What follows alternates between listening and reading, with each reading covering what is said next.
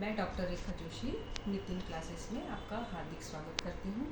व्याकरण की सीरीज में यह हमारा 7वां अध्याय है। इससे पहले हमने प्रत्याहार के बारे में पढ़ा था और बताया था कि किस तरह से प्रत्याहार से हम सूत्र की रचना करते हैं।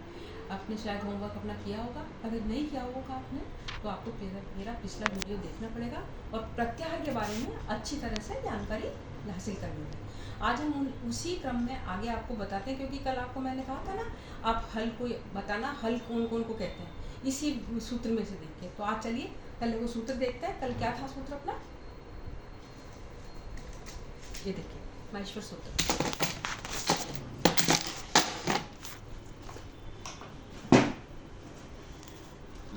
हाँ, माहेश्वर सूत्र था ए ई ऊ न री री क ए उंग आई औच ह य व र ट ल न ण न म न न न म झ भ ह घ ढ ध श ज ब ग ड द श ख फ छ ठ थ च ट त व क प य श श स र और ह ल।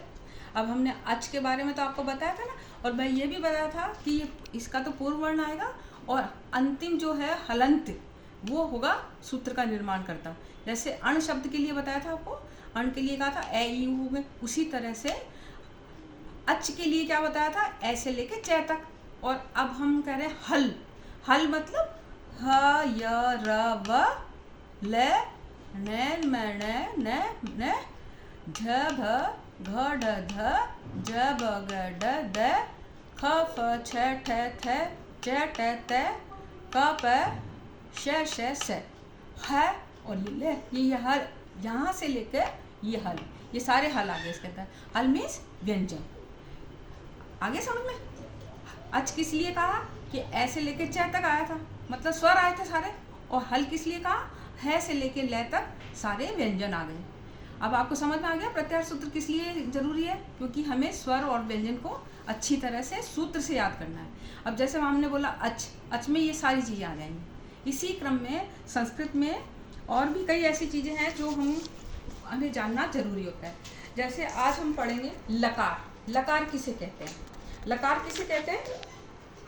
लकार संस्कृत में कोई भी जो शब्द होता है, अगर वो उसको हाईलाइट करना हमें, जैसे तो उसमें कार शब्द लगा दिया जाता है।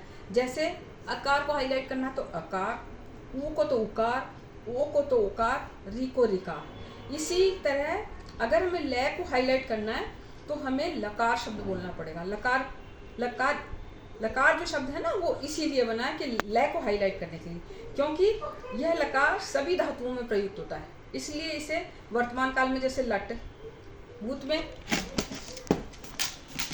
वर्तमान काल में लट, भूत में लुंग लंग और भविष्य में लिट, इस प्रकार यह तीनों में लकार प्रयुक्त हो रहा है, तो ये से लकार कहा जाता है। इसी तरह पुरुष शब्द होता है एक। वो पुरुष शब्द क्या होता है?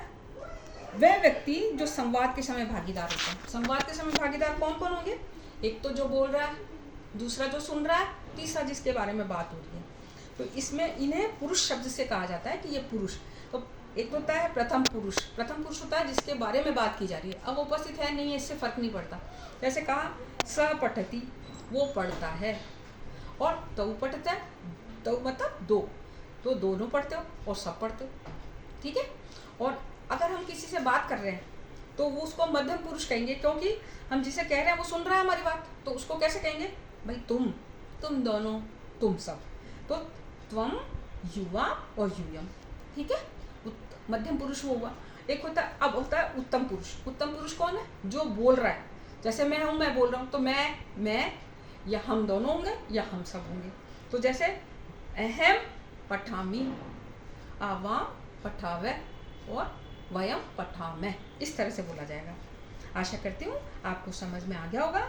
फिर भी अगर आपको दिक्कत है या कुछ भी परेशानी हो तो आप कमेंट बॉक्स में कमेंट करें और मेरे चैनल को आगामी अध्ययन के लिए लाइक और सब्सक्राइब करें। आज के लिए इतना काफ़ी। नमस्कार।